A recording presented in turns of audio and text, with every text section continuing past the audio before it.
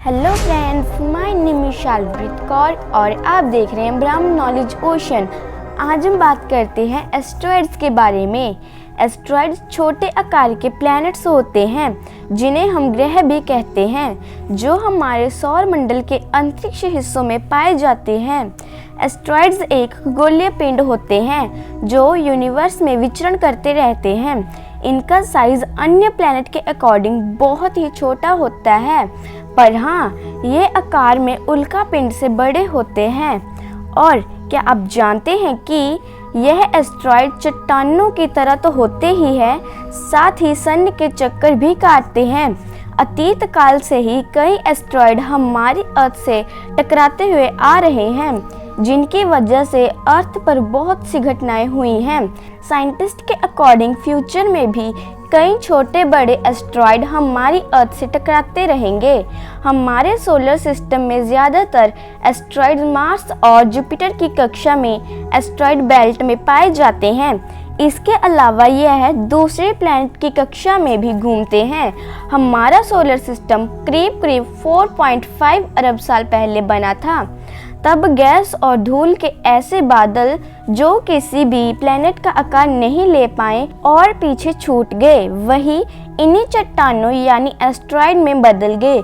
यही वजह है कि इनकी शेप किसी प्लैनेट की तरह नहीं है।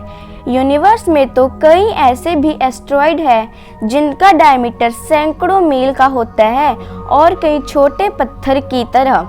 अगर किसी तेज रफ्तार वाली चट्टान धरती से 46 लाख मील से गुजरने की संभावना होती है तो उसे स्पेस ऑर्गेनाइजेशन खतरनाक मानते हैं। नासा का सेंट्रल सिस्टम ऐसे खतरों पर पहले से ही नज़र रखता है। इस सिस्टम के अकॉर्डिंग जिस एस्ट्रॉइड से धरती को खतरे की आशंका है वह अभी 850 ईयर दूर है। अब बात आती है उल्का पिंड की यानी मेटोराइट की। क्या आपको पता है कि मेटोराइट भी एस्ट्रॉइड का ही हिस्सा होता है?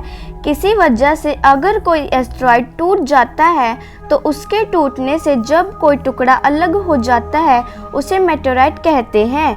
पर जब यह मेटोराइट अर्थ के नज़दीक पहुंचते हैं तो वहां का वायुमंडल के संपर्क में आते ही जल जाते हैं और हमें एक रोशनी यानी लाइट सी दिखाई देती है।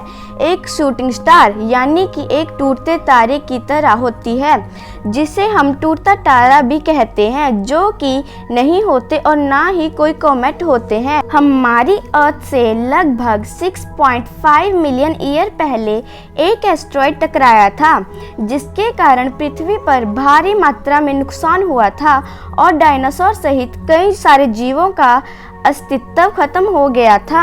हमारे सोलर सिस्टम में लगभग 20 लाख एस्ट्रॉइड्स घूम रहे हैं। 1994 में ऐसी ही एक घटना जुपिटर पर घटी थी। हमारी अर्थ के बराबर 10 से 12 एस्ट्रॉइड्स जुपिटर प्लैनेट से टकरा गए थे, जहां का नज़ारा महाप्रलय से कम नहीं था।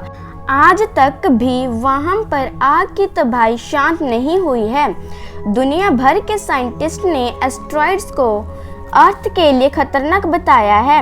साइंटिस्ट का कहना है कि एस्ट्रॉइड्स के टकराने से धरती पर तबाही मच सकती है। अब तक का सबसे बड़ा एस्ट्रॉइड जो अपोलो ग्रुप का है, इसका व्यास करीब 7 किलोमीटर है।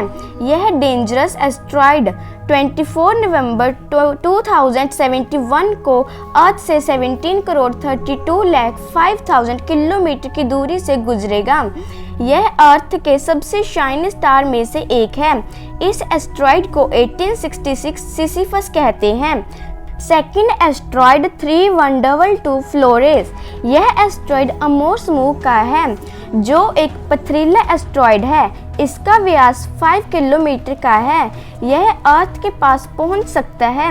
अगर यह एस्ट्रॉइड अर्थ से टकराता है तो भारी नुकसान हो सकता है। Third asteroid 99942 Apophis. इस एस्ट्रॉइड को भी डेंजरस एस्ट्रॉइड में शामिल किया गया है। इसका व्यास 370 मीटर है। इसके 2.7% तक अर्थ से टकराने की संभावना जताई गई है। यह 13 अप्रैल 2029 को अर्थ के पास से गुजरेगा। फोर्थ एस्ट्रॉइड 2010 RF12 यह बहुत ही छोटा एस्ट्रॉइड है, लेकिन फिर भी यह अर्थ को प्रभावित कर सकता है। इसके 5 सितंबर 2096 को पृथ्वी के पास से गुजरने की संभावना बताई गई है।